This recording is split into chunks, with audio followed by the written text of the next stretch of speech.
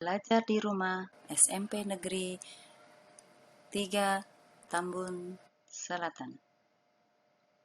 Assalamualaikum warahmatullahi wabarakatuh.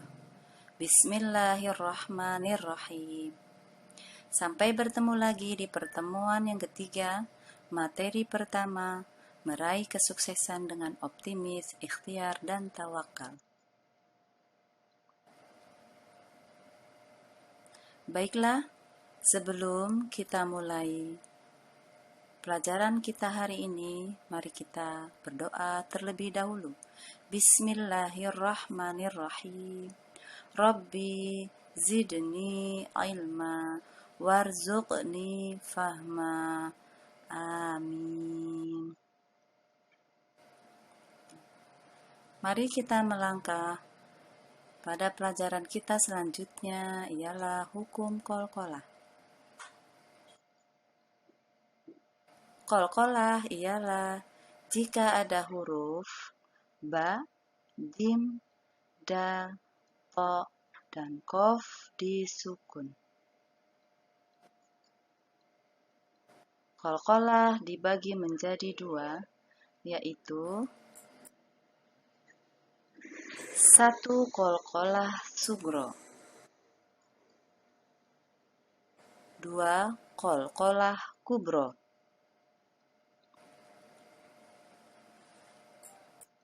Apakah yang dimaksud dengan qalqalah sugro?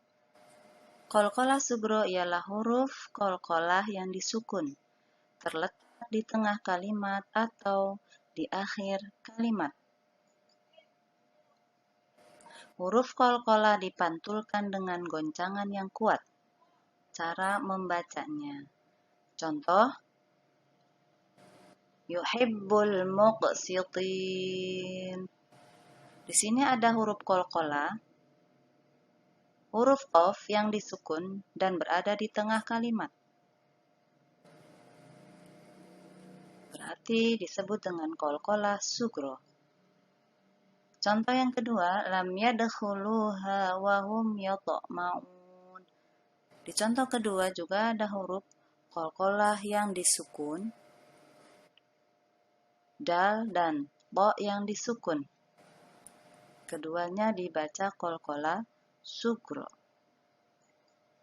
Contoh yang ketiga, fa'aghraqnahum ajma'in. Di sini juga ada huruf qalqalah, huruf qaf yang disukun dan huruf jim yang disukun. Dari contoh-contoh tersebut, huruf qalqalah yang disukun dan berada di tengah kalimat itu disebut dengan qalqalah sugro. Lanjut bagian kedua adalah qalqalah kubro. Di sini kita akan mengenal apa yang disebut dengan qalqalah kubro. Qalqalah kubro ialah huruf qalqalah yang disukun di akhir kalimat atau diwaqafkan. Huruf qalqalah dipantulkan dengan goncangan yang lebih kuat. Cara membacanya. Contoh, fas'aluhunna min wara'i hijab. Di sini ada huruf qalqalah yang dibaca sukun, berada di akhir kalimat. Dibaca sukun karena diwaqafkan dan berada di akhir kalimat. Inilah yang disebut dengan qalqalah kubro. Contoh berikutnya, wa yusqi mimma shadid. Di sini ada huruf qalqalah yang dibaca sukun. Dibaca sukun karena diwaqafkan dan berada di akhir kalimat, maka disebut dengan qalqalah kubro.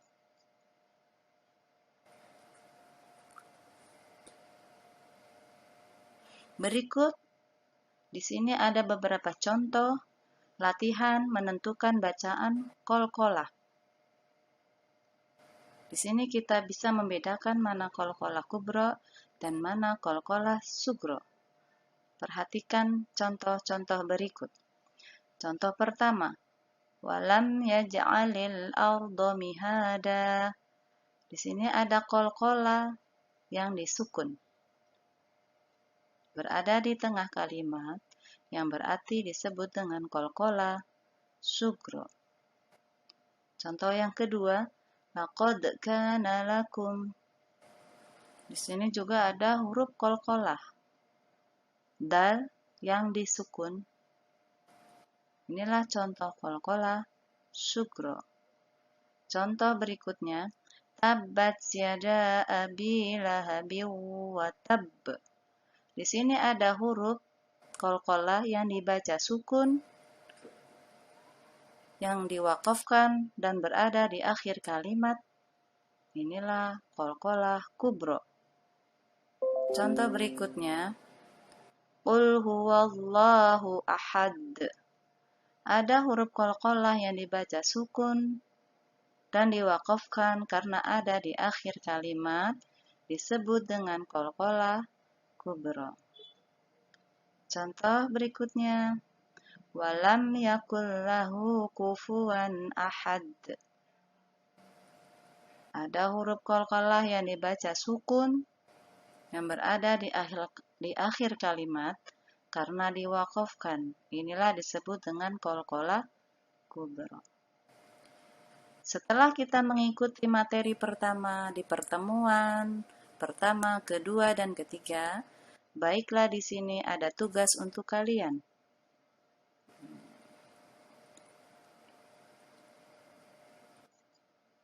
Langkah-langkah kerja dan tugas. Pertama, tulislah Quran Surat Az-Zumar ayat 53, Quran Surat An-Najm ayat 39-42, dan Quran Surat Ali Imran ayat 159 beserta artinya. Kalian tulis di buku tulis atau di kertas folio. Yang kedua, mencari hukum bacaan qalqalah.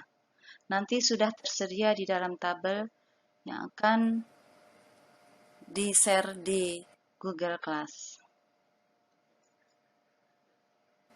Tugas yang ketiga, jelaskan isi kandungan Quran Surat Az-Zumar ayat 53, Quran Surat An-Najm ayat 39-42, dan Quran Surat Ali Imran ayat 159. Kalian tulis di kertas buku atau folio, sama dengan menulis atau menyalin Quran Surat Az-Zumar, Surat An-Najm, dan Surat Ali Imran.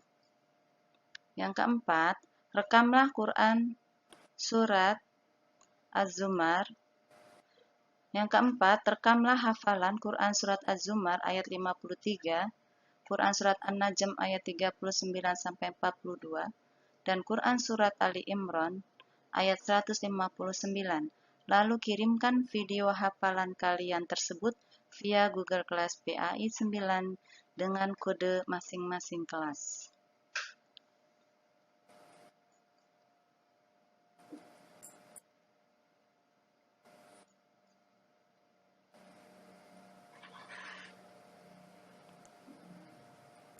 Selamat beribadah dan belajar, ya anakku yang soleh dan soleha.